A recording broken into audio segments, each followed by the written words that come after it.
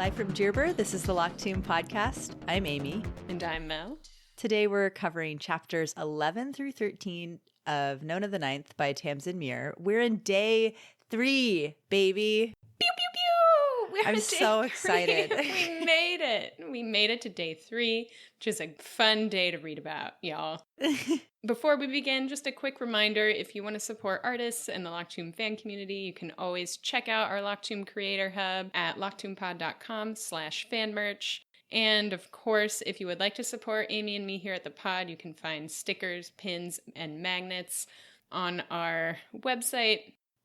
Also, just a quick shout out to our friends Stowe and Nikki, who were listeners and then joined us for a Homestuck episode where we talked about the webcomic Homestuck and its influences on Tamsin Muir's writing. Stowe and Nikki were so great, and if you guys have not listened to that episode, we highly recommend it. We had so much fun learning about Homestuck and talking to Stowe and Nikki, and we really liked how the episode turned out, so we hope you enjoy it too.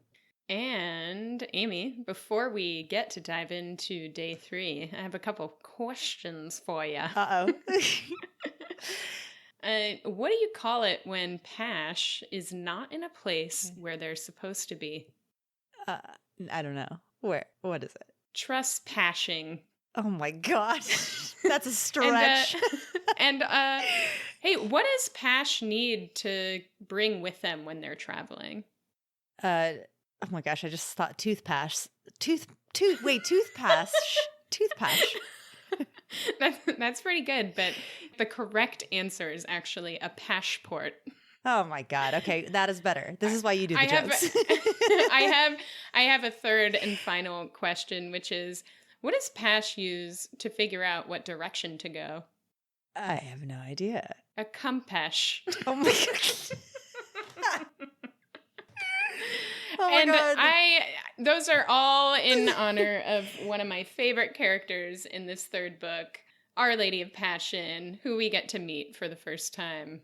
I know. Today. She's very, I feel like one of the ones that really grew on me as I read it multiple times. So I also they them Pash pretty hard. Yeah, and I think them everyone pretty hard. I think it's she her. Yeah. I think the pronouns are she her, but you know, I might they them sometimes. I don't want to erase her cisness, so I'll be careful. Fair enough.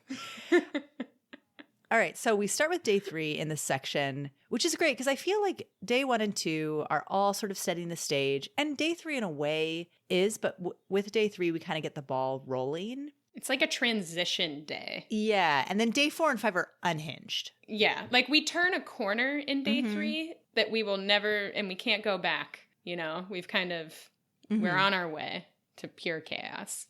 Absolutely. So like all of the days or the acts of this book, day 3 starts with a list of things that happen. Day 3 is a visit. Crown takes Nona to school. Important news. Hot Sauce and Nona have an adventure. The 2 princes. 3 days until the tomb opens. Dun, dun, dun. Oh, yeah. And chapter 11 is mostly about picolets. Wait, is it picolets? I thought it was pikelets. How do you... Is it pie? It's pie. Maybe it's pikelet. More. Okay, this is a note, like actually quite a bit later down in the note list, but I guess we should just hit it now. Yeah, I had no idea what these were, but it's just they're what Americans would call pancakes. Yeah. Okay, I'm glad we got that out of the way. Sorry, pikelets, friends. I'm an American. Apologies. Mel, we should do a pilgrimage to New Zealand. I am down. Buy those stickers, folks. Fund our we trip need to Australia. Literally hundreds of thousands of you to buy stickers. Help. So, chapter 11, day 3, begins pretty much the way that all of these days begin, which is with Nona recounting her dream. I was thinking about this while I was reading it this last time. It's interesting that the day structure, at least for the first 3 days, it all kind of starts the same, which is interesting. But every time the dream is a little bit different. So I thought that was interesting, and kind of it demonstrates how Nona is kind of losing her grip on like what's what, like who's who and what's what. kind of in her head. Yep. So, Yep. yeah. So it's again, Nona depicting the pool scene for us. It's really fun how many times we get to remember the pool scene in this book. I know. Thank you, Tamsin. And she demonstrates, basically she's describing like the position that Harrow and Gideon are in the pool. And Nona gets to demonstrate this position on Cam. Yeah, honestly, I was reading this and I was like, damn it. Mel's definitely going to be like, this is sexy for sure. It is. And you're right. And you are, at the end of the day, and ultimately you were right. Yeah. I mean, Nona has a thing for Cam. Yeah. But here's the other receipt here, Amy. Okay. So Nona thinks that this is sexy in the moment, right? But then she follows up with Cam and says, it's so funny because in the dream, it doesn't feel that way. Like it doesn't feel sexy. And so if we're to believe that Nona is sharing like Harrow's perspective of this feeling, I'm just saying, oh my God, Harrow's not feeling sexiness here.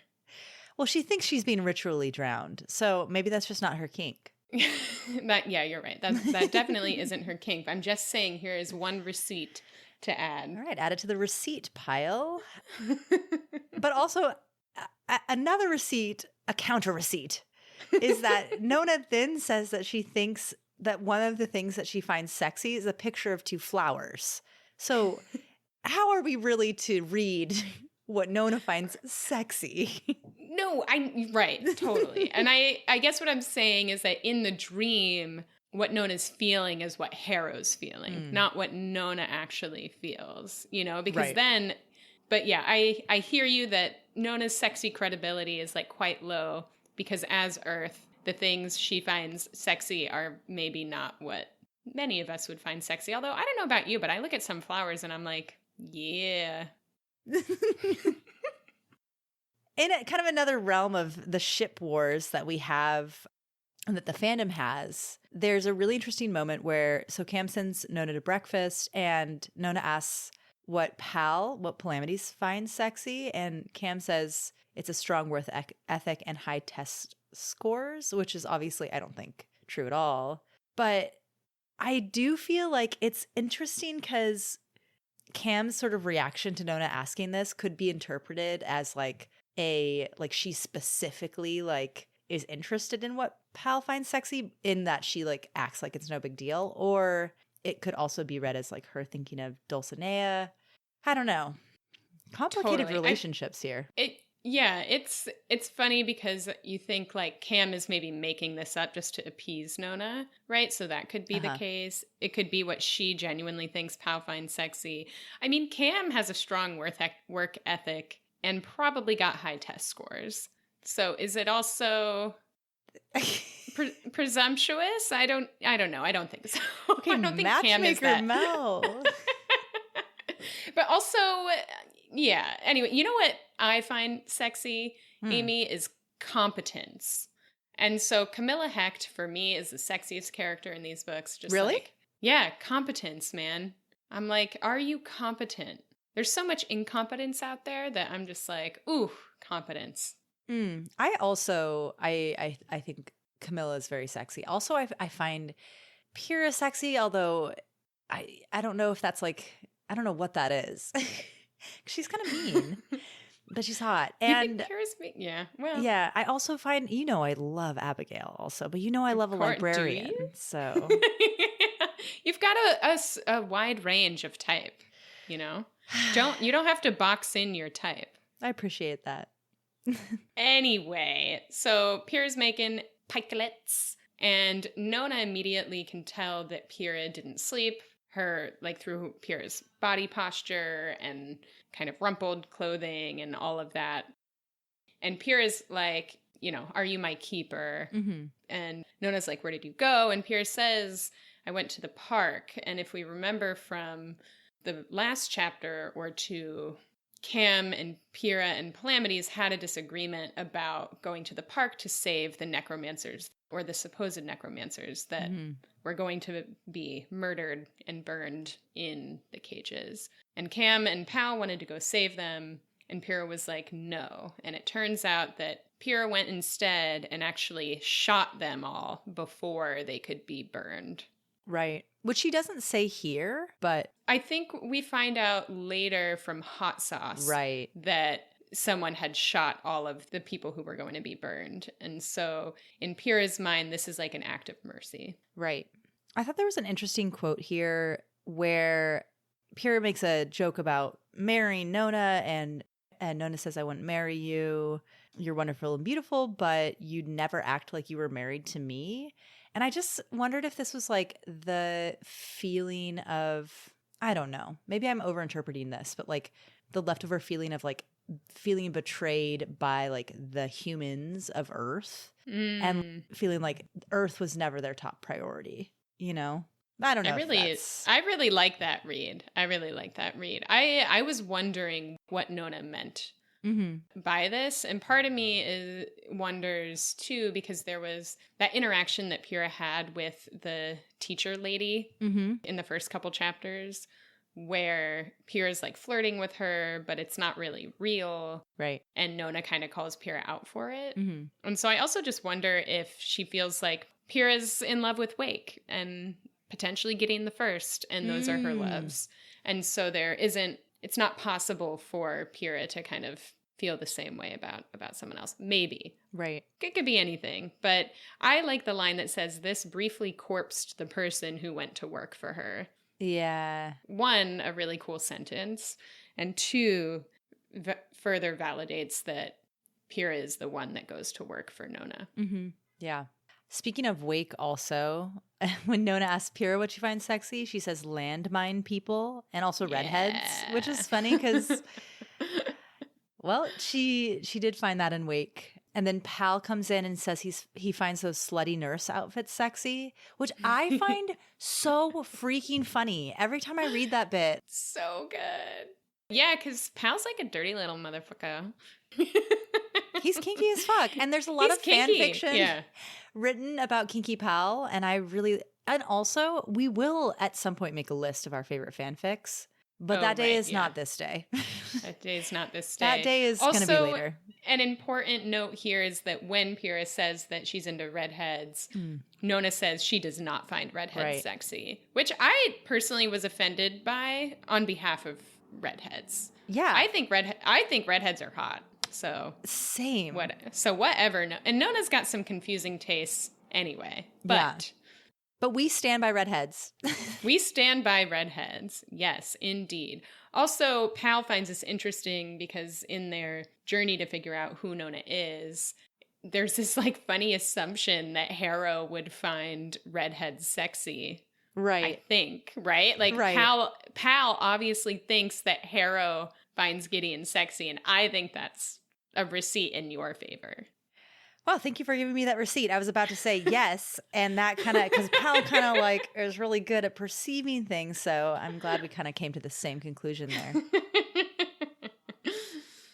And then the door bursts open, and people come in holding guns, and that is the brief cliffhanger until we get to the next chapter. It is, and if you listen to the audiobook, this is also the first time we hear Moira Quirk's Pash voice. Oh, really? Yep. First sign of zombie shouldn't I blow your brain stems? I don't know. That was probably no, you're right.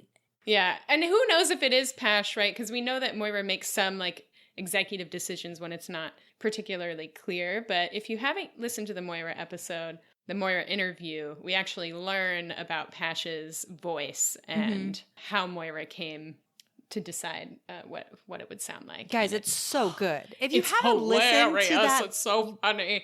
It's so, even if you're not like a deep nerd and you're just listening to this to like get some insight, go listen to the Moira Quirk episode. She is so freaking funny. Yeah, and you can hear about her gym teacher. Ugh, I love it. Anyway, we digress. Chapter 12, A Visit.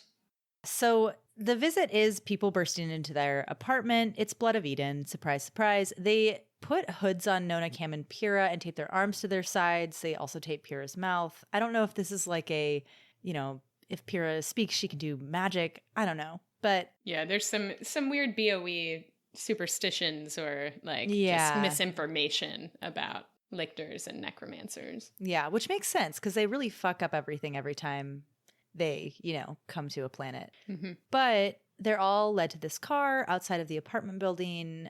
It seems like from context clues that this is a thing that has happened before.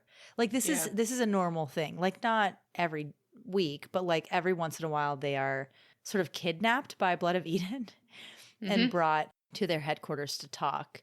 I thought one thing was interesting. They like scan them with, you said it was like a little airport scanner for like weapons. Well, I thought it was like a wand. You know those kind of like wands at airports? Like I was like, yeah, what are those wands? And I looked them up and they check for explosives, or like if you like recently touched some sort of explosive materials, like there would be traces of that on you, and so that's what that's checking for. I just imagined it would be something like that, where they're like checking them for some sort of shit. Whether or not it's a real thing, you know, is up for debate. I just thought it was weird because later, you know, just a couple pages later, they say that their test results are clean. And I was like, what? Test results from what? Well, they like take their blood pressure. They like, I feel like Palamides says, or like when Nona is kind of taking us through this process, she tells us that Palamides said that they're like checking to make sure they're alive and not quote unquote something else. Right. So not puppets. Yeah. Right. Not like Ianthe Nibirius, for example. Right. Also, in this office building, Nona like calls it glamorous and loves the plants and wants to eat them, which is cute because even though they seem to be in this like kind of dire situation, Nona's still like, la-di-da, I want to eat the plants. It's cute here. I know. And then we get to the point, I don't think this is confirmed before this. We get to the point where we find out that Crown is in fact Coronabeth. So they get out of the car. They meet Coronabeth. It's not immediately revealed that it's Coronabeth, but the description is very obvious. It's like hot. She's hot. Like blonde, sexy, tall. Big muscles, like most beautiful person you've ever seen, etc., etc. Corona. Yeah, I mean, I feel like we all know that Tamsin Muir has a type. Yeah, this is interesting. I wanted to ask you about this. Cam and Corona there's like a lot of tension between them, and this is consistent throughout their time together over these next couple chapters. But here, Cam says to her, you're still wearing that sword. It doesn't belong to you. Or like, you're not even wearing it for anyone. And Corona says, it reminds me of home. And if the owner asks for it, I'll give it back. And I was wondering if this was either Gideon's sword or if it was Nibirius's sword. I'm pretty sure it's Gideon's sword. I think they say that later in the book. Why would it remind her of home? Just like having the sword? Yeah, because they don't really have swords outside of the 9 houses, because it's like, why would you? And yeah, I think that it's in As Yet Unsent, she has Gideon's sword, I'm pretty sure. I see. Okay. And I think it's just the same. It's just she still has it. Yeah. Yeah. Wait, okay. Oh my God, no, Mel, this is what it is. This is the confirmation. It's it's in Harrow the Ninth, when Harrow meets Camilla on that weird planet and then briefly sees Coronabeth and Judith. Coronabeth is wearing the sword, and it makes Harrow like have a brain aneurysm. Totally. Because she like doesn't know. Yeah. Yep. That's Great. What it is. We got bada there. Bing, bada boom. We got there. It's also very clear here, right? So Crown is very much still indoctrinated into the Blood of Eden cause, it seems. And it also seems here that Camilla is less so. Like still, obviously, I think what's interesting about these books is that there's not a boring good guy, bad guy dynamic here. Everyone is complex. There's a lot of gray area. And Camilla and Palamides kind of represent that. They kind of like embody that. And so you have Crown, who's like full-blown Blood of Eden. Right. And you have Camilla and Pal, who are like, obviously the houses are problematic and we don't totally agree with Blood of Eden either. And so that is kind of the dynamic here that continues to play out. And what I find interesting is that they both seem to want the other to like be with them. Right. Like in this weird way where Camilla basically says to Corona, why don't you just come with me? Right. But here, Corona's really trying to convince Camilla that like, we're on your side. We want the same thing. We're not the hardliners. And Cam's like, you really don't want the same thing as us. Yeah, there's definitely some tensions, and I still want to hear what happened in the time between the end of Harrow the Ninth and the beginning of Nona that kind of led to this. But Corona eventually takes Cam and Nona. Pyrrha's been taken off somewhere else to see the cell commander, and they're taken to this room with a bunch of portraits. I was wondering like who the portraits were of, the old portraits, because there's one portrait of Wake, but then there are a bunch of paintings of people that Nona doesn't recognize. I was like, is this of like the original people who left Earth, or is this the original people who founded Blood of Eden? And also, it's not like photography didn't exist. It's always existed in this world. Yeah, I don't know.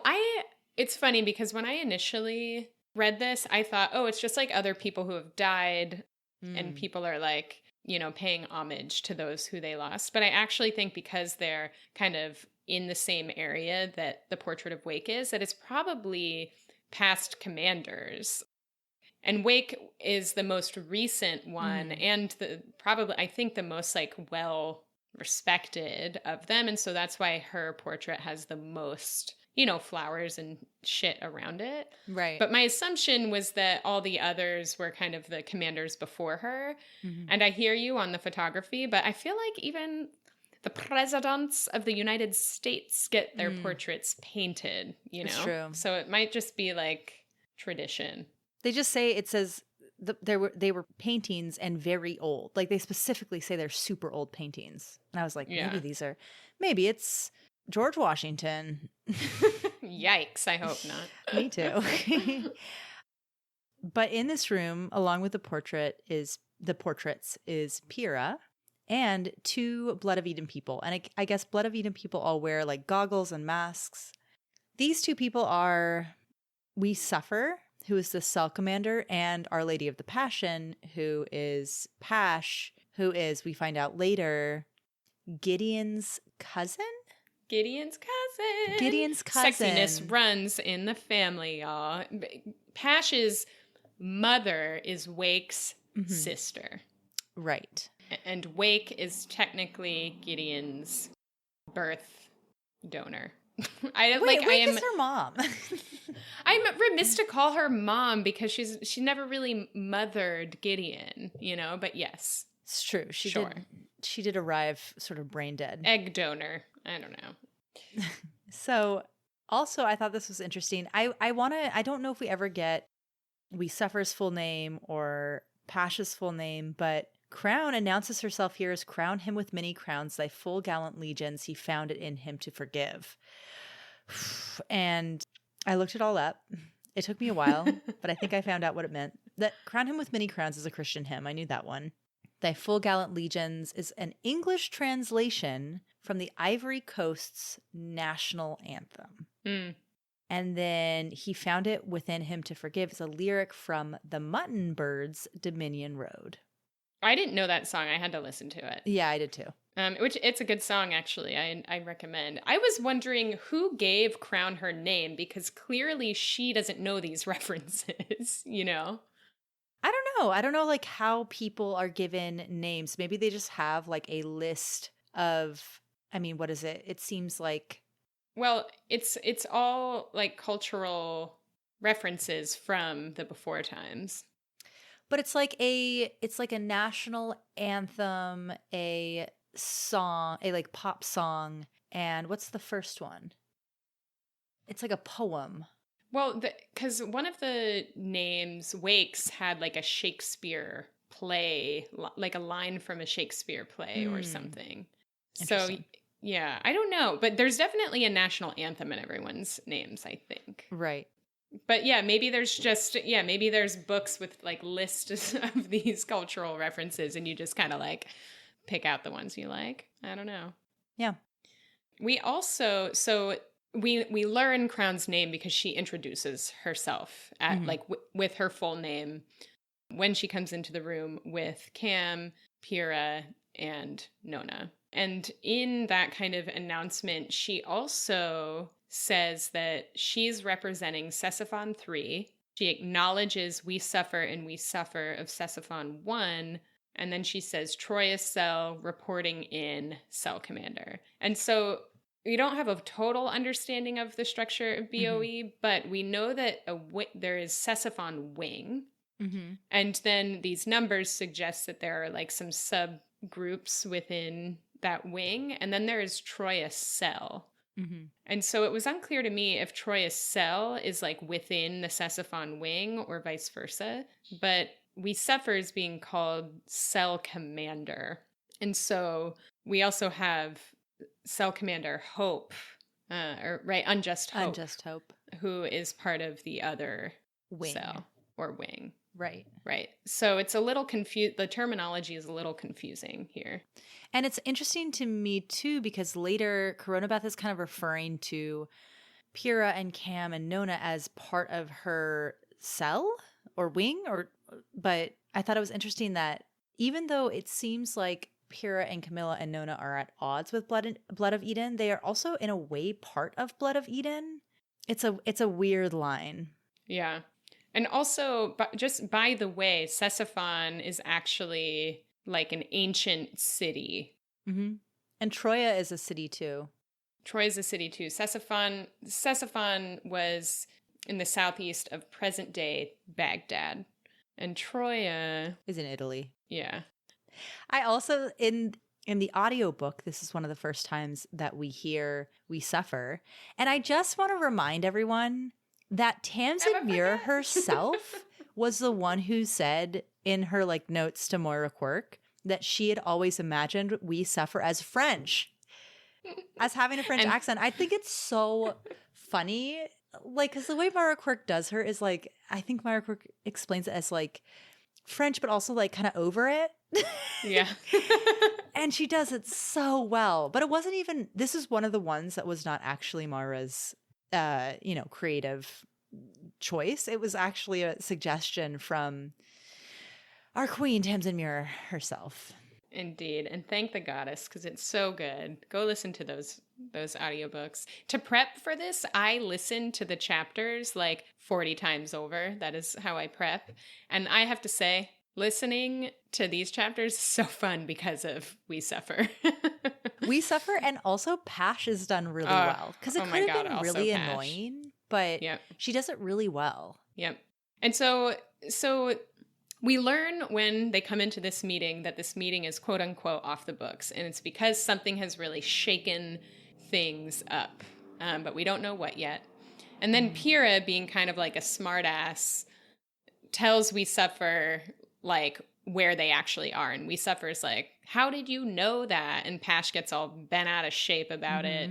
And there's this really funny, silly dialogue between Pyrrha and We Suffer about how it was these like bumps in the road and it was a dead giveaway and blah, blah, blah. It's like this very like casual, boring conversation in the midst of this really chaotic thing that is going down right now. And then also, I don't know about you, but the interactions between Corona... Oh my God, I just saw your note. The interactions between Corona and Pash throughout this whole chapter, I'm just like, they are going to get down and dirty in one of the... Like, they have to hook up. Because they have such like a... I was trying to remember... Kismet. Kismessitude. Kismessitude. That's what it is. Yeah, and I was like, oh yeah, this is good. Wow, yeah, that would be extremely cool. Yeah, and we won't cool. like go into the details of all of their back and forth because it's a lot, but it's constantly Corona just telling Pash to fuck off and Pash kind of being really anti-necromancer and bigoted. And it's fun and it's hot. Oh my God. I'm surprised that Pash is who you choose as the hottie in this situation. I think, well, it's one of those things. I think I would think Corona's hot, but Pash to me is like really queer, cool, hot, like kind of like androgynous. I imagine like androgynous, like kind of like Gideon with blue hair, you know, like hot in that way. They're hot in different ways. Yeah, I just kind of imagine a rugby gay. Totally. Yeah. My rugby gays for sure. This next bit is a little bit, there's just like a lot going on and we're getting it from Nona's perspective. So it's a little bit hard to like, I mean, we can't just like say everything that happens, but basically we suffer is talking about a negotiator who's now in orbit from John and shows a picture of the shuttle that the negotiator's on a projector. I think it's helpful to lay out a couple things that happen in like throughout the rest of this chapter, right? There are like a couple key things that we learn that are important, and we can talk a little bit about how we know that. The first is that, again, we get evidence that BOE is not united at all. There are factions of BOE who just want to like go full-blown violence and just blow everyone up and theoretically themselves up in the process, just to like as a middle finger. And we suffers basically like they don't have enough support, and we get some more insight into like there's a consensus process for how they make decisions, which is cool. And that we suffers in support of actually actively negotiating with the enemy, which is also like not a super popular opinion. But when we learned this, we learned that Blood of Eden is involved in the fight on Antioch. Right. And we should probably remind people what Antioch is. Yeah, Antioch is another planet, like a sort of a forced resettlement area where the houses have taken people from other planets and put them all together, similar to like the setting of Nona the Ninth. And I think there are a couple of different players on Antioch right now. It's obviously the 9 houses are fighting Blood of Eden, but there are also all of those weird ass like river tower people who show up later in Nona the Ninth. And we don't really know what they are quite yet, and we can speculate on that later. But it seems like it's not just I felt like until I read this again that Antioch was more a fight between like the 9 houses and these like weird river things. But it sounds like they kind of came in the middle of a fight between Blood of Eden and the 9 houses. So totally. Yep. And the reason that we know that is because everyone's trying to figure out, one, where the ship came from, and 2, who is on the ship. And so most of the conversation is spent figuring out where the ship came from and how it got here. And so it's actually, this chapter is written in a really cool way because Tamsin is giving us like a lot of information through a conversation just about a shuttle. And so as a refresher on like space travel, there is travel through the river, right? Which allows you to move very far distances pretty quickly. It's also very dangerous. But for most people who don't travel through the river, on the house side, they use steelies. And steelies are pretty big, and they allow a ship to connect to an obelisk. And you're basically traveling like from one obelisk zone to another using the steely. Right. So basically, they're looking at the shuttle and they're saying it's not really big enough to have a steely on board. So how the fuck did it get here? And if there's like kind of 2 options. One is that it didn't come from very far away. The other is that it dropped in through the river. Which I think is what is later confirmed, right? Yeah, that is what's confirmed. Also, the description of the shuttle is that it has bones inlaid in the sides, like fossils. That is very reminiscent of the Mithraeum. Also, it reminds me of Seat of the Emperor, the behemoth-class flagship that Harrow the Ninth begins on. Right, totally. With all the bones inlaid on the side. Right. Seat of the Emperor. And then the other thing we learned through this dialogue is that the second house installation, or what they call Station Red as Blood, which, by the way, is a reference to like a retelling of Snow White. It's like a Brothers Grimm fairy tale or something. But we learned that the second house installation has been abandoned, and it was abandoned 3 months ago. I was curious about this. I wasn't sure if it was like the second house installation or if it was like an installation, because presumably like the reason that they're talking about this is because it is the point that it would have jumped to via Obelisk and Steely to get to whatever this planet is that they're on. And I don't think the 9 houses are anywhere nearby. So this wouldn't be, I don't think, the second house, like within like our solar system. This is like an installation that was basically used as like an outpost. Yeah, like that's what I thought. Interesting. But if it is like actually the second house installation, then that implies a lot. Right. Like I was thinking that it was a second house installation, like the place where Mm-hmm. the second house is because of all those fucking tower monster Mm. things.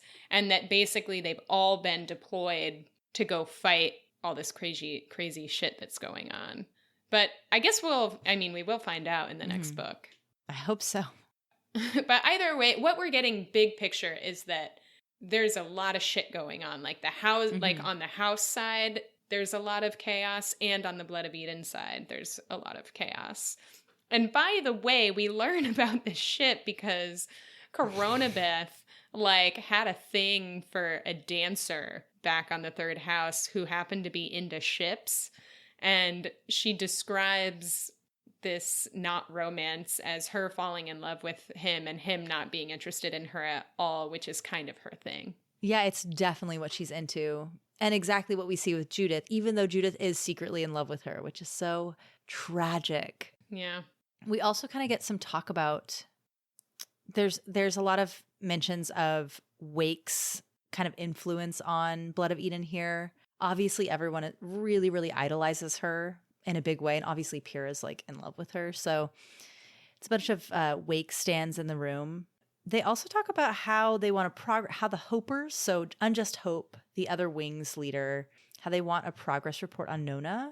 And they talk about kind of like where Nona's at and obviously like what they're unsure about. So they're not sure if Nona is Harrow or Gideon or something else or a combo, but they don't feel like they can offer her or like even talk about her as part of the negotiation unless she has a lictor's powers, because otherwise she's like pretty useless to John, I guess. Mm-hmm.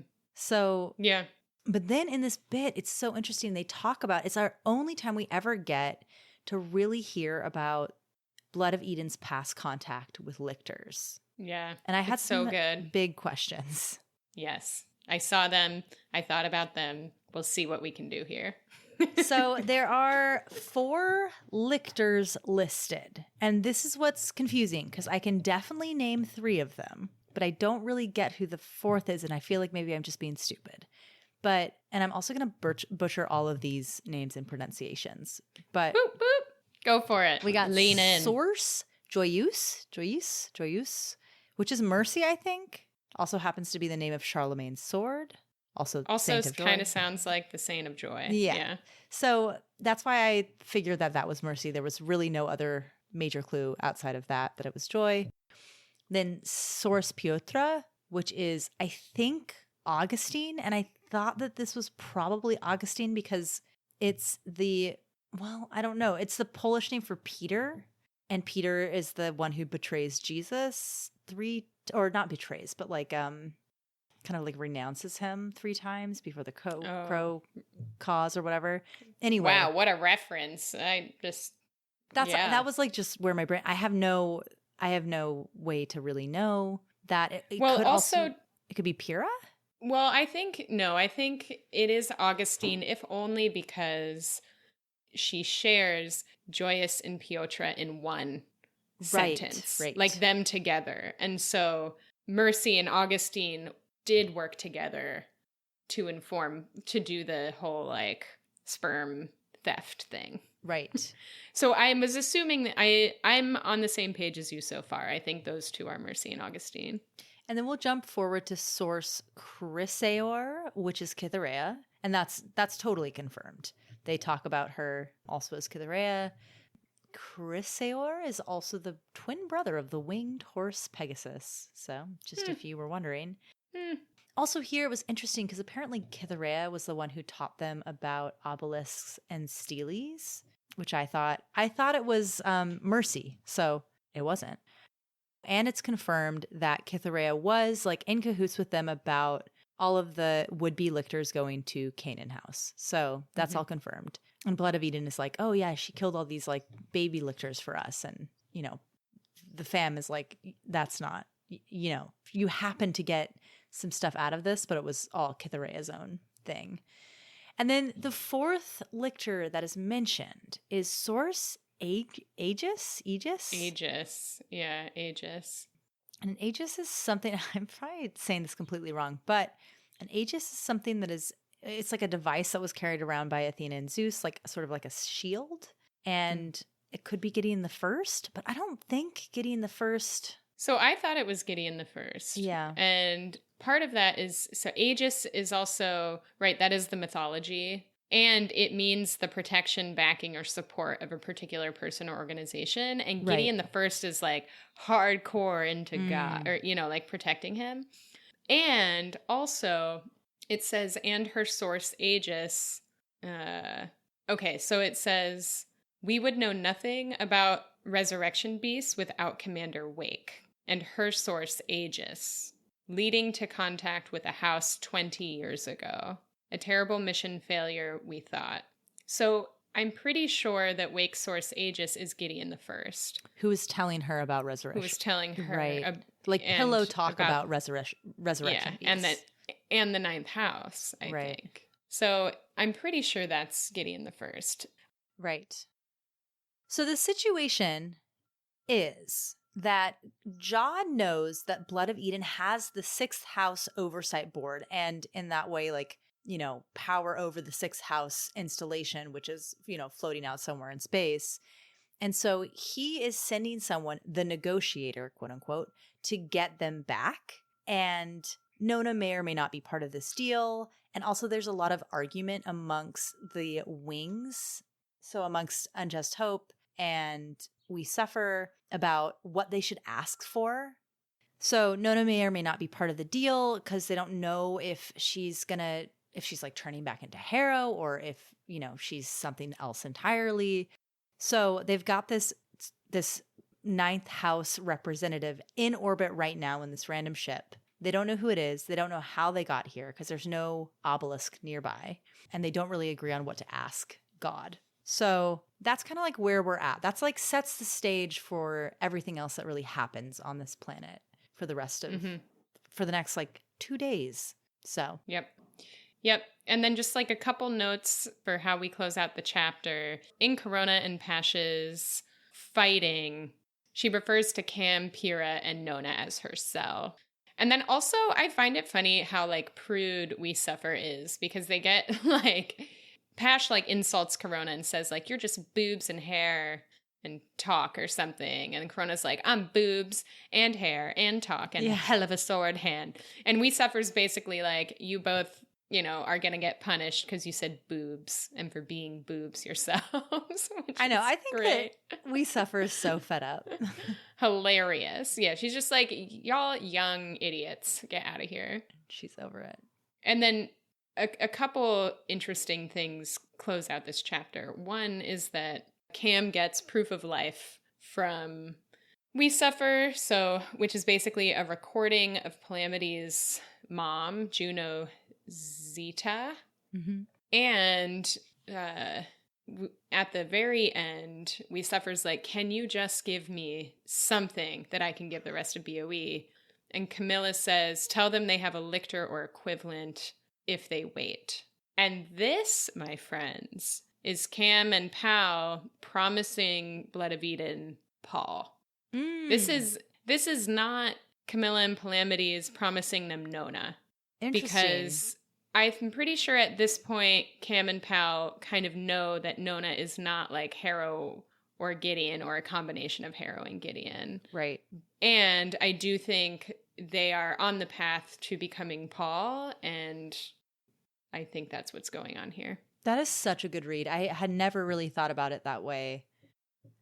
I had thought of it as like them starting to realize that Nona was maybe something completely different and maybe like as powerful in her own way. Maybe. But I buy what you're saying. I just don't think that Cam and Pal are the kind of people who would give up Nona. Right. Are going to use Nona as a negotiation tool, right? But they would use themselves. Right. And so that's why I think this is what it is. That's very smart. And then the chapter ends because Nona has to go to the bathroom. So once again, it's really like all this crazy shit going on. And then Nona's just like going through the world. Gotta pee. I gotta pee. And we get into chapter 13. This kind of continues the visit aspect of this day, in which they visit the captain, who is Judith Deuterus of the second house. I did think it was interesting as the meeting's breaking up, Pash says that she has to go. Like she's like, I gotta leave now because the package is late for work. And what she means by the package is the science teacher, aka the angel, aka the messenger, and aka something very big that we aren't quite sure about yet. Oh, can't wait to read this again after reading the next book. I know, for real. We'll be like, wow, we were such idiots. So, the squad heads down to visit Judith. Judith is not doing too hot. No. She kind of looks like shit. And Camilla is asking a bunch of questions about like how they're treating her and all of that. And it's basically like our medicine right now, which the houses think is very primitive because obviously they have like necromancy, you can do a lot more with it. And essentially, Judith is not fully herself. That becomes very clear as she starts to like kind of ramble in her sleep. Yeah, she kind of swings back and forth from being herself and to being what is basically Varun. So Varun, the sort of ghost planet of what was it, Uranus maybe, or Neptune, has sort of inhabited her and is speaking through her. This is like a weird thing that these resurrection beasts are able to do. So she kind of goes through these stages of basically speaking as this dead planet and then like going back to herself and repeating like, I am Judith Deuterus of the second house. But there are a couple of weird quotes that she gives us when she is speaking as Varun that I felt like we should read. Yeah, Amy, why don't you go ahead and read the first one? So the first thing she says, they're all over. So Cam and Nona and Corona Beth are all around her. And Captain Deuterus says, dust of my dust, such similar star salt, what they did to you and what they wrung from you and what shape they made you fill. We see you still, we seek you still, we murdered, we who murder, you inadvertent tool, you misused green thing, come back to us, take vengeance for us, we saw you, I see you. Whew, which is, I mean, it's not like there are some questions, but basically it's Varun, this dead planet, talking to another dead planet, Earth, who is Nona, and basically being like, we are the same, like, we hate what they did to you, come and take vengeance for us. Mm-hmm. Yeah. And again, we're hearing this through Nona, right? Nona's perspective. I'm pretty sure Cam goes to try and help Judith, at which point Corona basically calls her Palamides. And it turns out that Palamides has been here this whole time through the entirety of the last chapter. It has actually, in fact, not been Cam. It has been Pal. And we, after figuring that out here, there are a couple context clues. One is that Camilla puts on the glasses at the beginning of the last chapter. And we know she does that when there's potential for them to switch because Pal likes the glasses on their face. The other thing that happened is that during the shuttle conversation, Corona refers to Camilla as Millie, which obviously Camilla hates. Of course. But Palamides did not react to that nickname, and Corona, after having spent like quite a bit of time with Camilla, does know her and is like, Camilla didn't react, so obviously something was up. But the real giveaway for Corona, and the heartbreaking giveaway for Corona, is when Corona tells Palamides how much Cam was grieving when he was gone. And we don't have to read this whole passage, but she basically says like Corona and Judith grieved very similarly, but Cam just like was not present. Just like totally shut down and not there. And then when they met up with Harrowhark, Camilla got better. Right. And so Corona was like, something happened then, right? And she didn't know what exactly it was, but it couldn't have been that Pal was still trapped in those hand bones. Something had to have changed. And so Corona, who's like, not an idiot, kind of puts it all together. Yeah, and also if you read the last chapter, chapter 12, they're like through that whole interrogation, Camilla sitting extremely still, which is it's obviously that's always a giveaway. So now that everyone knows who everyone is, The captain wakes up, and there is a moment here where I think Judith is herself. She's obviously confused, but she is not Varun for these next couple of paragraphs. She kind of like they fix her up between Pal and herself. They fix up her body a little bit with necromancy, which I think is actually when Coronabeth discovers for sure that it's Pal, because, if she had any questions before. Right. And Judith is still very anti-BOE and is sort of repeating these phrases like you would, or at least like in movies, like as you would if you were like about to be tortured and you don't want to like lose sight of yourself. Brutal. And she speaks to everyone and tries to convince Camilla and Coronabeth, or who she thinks is Camilla, to denounce Blood of Eden and to, go back to the cohort in the 9 houses, and that she would stand up for them and tell the 9 houses that they were just coerced. It's very hard. She also she talks to Nona and refers to her as the Reverend Daughter and Ninth. And yeah. And there's something interesting that she says. So she says to Nona, "Where is my cavalier, Reverend Daughter? Where is yours? Because I saw her in the waves. She was there in the gray water. I saw them all. They hurt me. Where is my hunger? I eat and eat and eat without surcease." And then she says, "My green thing, my green and breathing thing." And so in this moment, she's herself, and then she kind of loses herself and is Varun again. Right. What's interesting here to me is that in Harrow's river bubble, there is a moment, I'm pretty sure, where Judith is spotted by Marta. Right. But Judith isn't quite right. And I sort of wonder if that was actually Judith in this like in-between state. Because Judith is basically claiming like, I saw my cavalier, or like I saw yours in the waves, right? And the waves are like the river with the river bubble, blah, blah, blah, blah, blah. So it's possible that she did in fact see them. Yeah. I don't know. I still don't really like anything to do with a river. I'm just like, I have no idea. I don't get it. I have no idea. Your guess is as good as mine. Yeah. It's like the purgatory-esque situation here, which would make sense because Judith is kind of like in purgatory right now. Right. And so we kind of start to peter out on this chapter with more conversation between between Cam and Corona, because there's a point where Palamides and Cam switch back again because Nona reminds him of the timer. And Camilla's basically like, are you going to tell Blood of Eden that Palamides is here? Right. Right. Because up to this point, no one at Blood of Eden knows that Palamides is in fact alive. And Corona's like, yeah, I'm not going to tell. And Cam's like, I just don't trust you.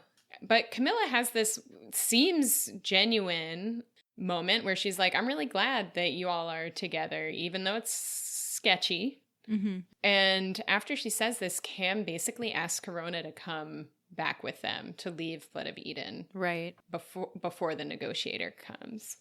And unsurprisingly, she refuses. And Corona kind of asks Cam the same thing. They just aren't quite able to come together on this.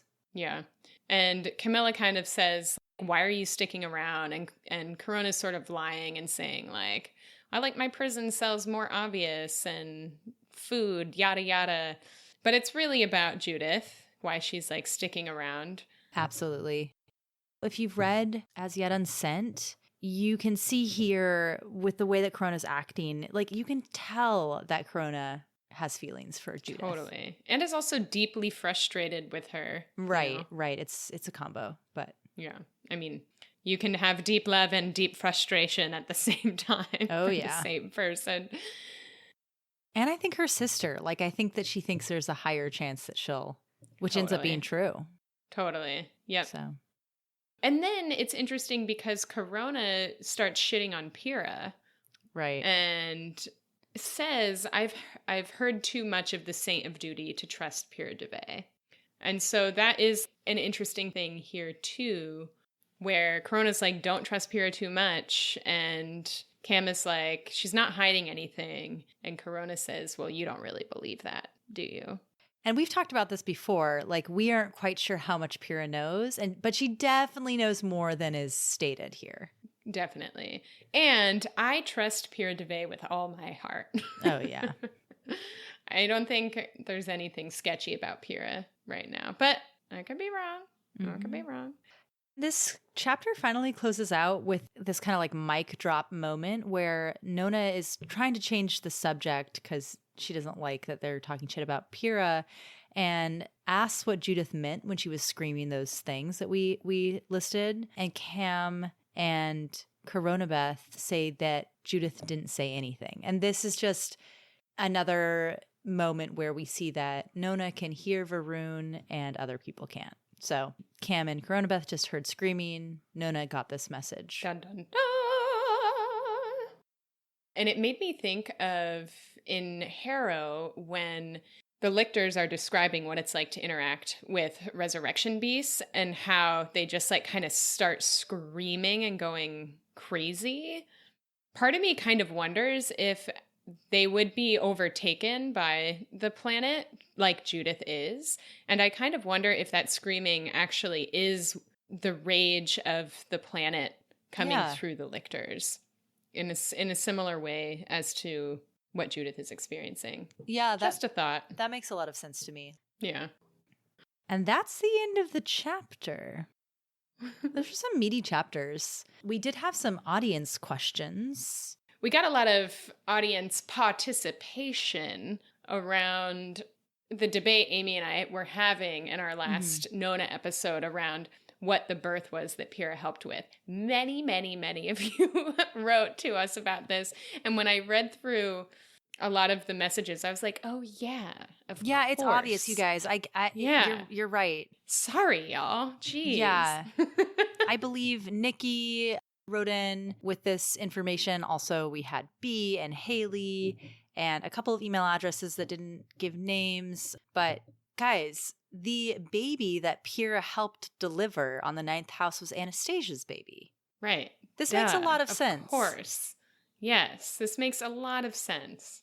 I also thought there were a couple of interesting notes here from readers. From Haley, who pointed out that it was probably Anastasia's baby, that maybe Anastasia had this baby. It was Samael's baby too. Like they were a couple. I thought Samael was dead.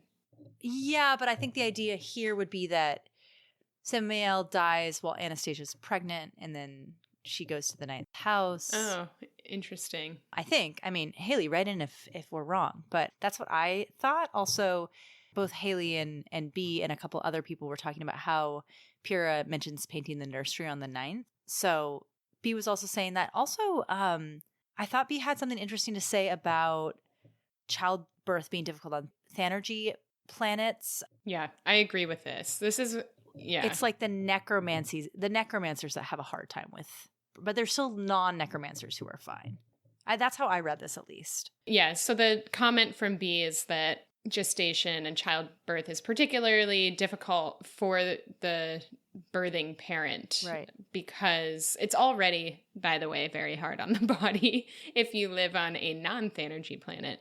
But throw in the Thanergy planet stuff, and if you're a necromancer, how physically weak you are would make having an actual like body birth really, really challenging, which I totally agree with.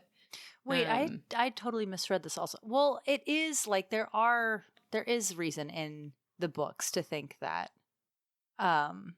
it specifically says that you can't reproduce on Thanergy planets. Yeah. In Harrow. Right. Yeah. I know. That's what I'm saying. It's not just the I mean, obviously with the necromancers, it would be even harder. But on a Thanergy planet, which is dead, I think it's very hard to produce any life, period. So they use... Harrow was born the standard way. Yeah, but I don't think that's a normal thing. Right. I think it can happen. It's just very rare. Huh. Because it's so hard. Anyway. Because the 6th house has a population problem too. Like over the years, that's why they're so particular around pairing the eggs with the sperm, and how on the sixth house, like Palamity's parents, Mm-hmm. they weren't like romantic partners. It was like their sperm and eggs were the most viable for a combination, was like my understanding. Like Zeta and that guy are not together. Right, right. So anyway, yeah. But it's not to say that body births don't happen at all. Right. So thank you guys for helping us out with the birthing. It seemed very obvious when we read all these emails, but also this is why we have you. This is why we need you. Thank you. Anyway, that's what we got time for today. We will hopefully get another episode out soon after this. Just a warning, because we never really know what's going to happen. At some point, Mel's going to have a brand new baby. And yeah, let's be clear. I'm not the pregnant one, though. Just Yes. FYI. If you were wondering. Just at some point, Mel's partner will have the baby, and Yes. Mel will not be podcasting Yes. regularly for a little while. Yes. So We'll let you all know. We'll let you know. But hopefully we can get another episode or maybe even 2 recorded before then. But also we are really just hoping that Mel and their partner have a happy, healthy baby that doesn't keep them up all night forever. Maybe just for a couple of months. But we'll see what happens. One can only hope. We'll see what happens. All that being said, thank you for joining us. As always, if you have questions or comments or want to point something out, you can send us that question on our website, locktoonpod.com. We're still working on emails, but there are a lot. So, we'll get to it when we get to it. We've been getting a lot of really sweet reviews lately, and I just want you guys to know that we read those and they make our day every time we send them to each other. Thank you for writing reviews and rating us wherever you're listening to this podcast. It really makes us feel so validated and happy that we're doing this, even though it's just a little passion project. So thank you. And then thanks, as always, to Olivia K for our sweet theme music. I'm Amy. And I'm Mel. And we'll see you next time here at the Locktoon Podcast.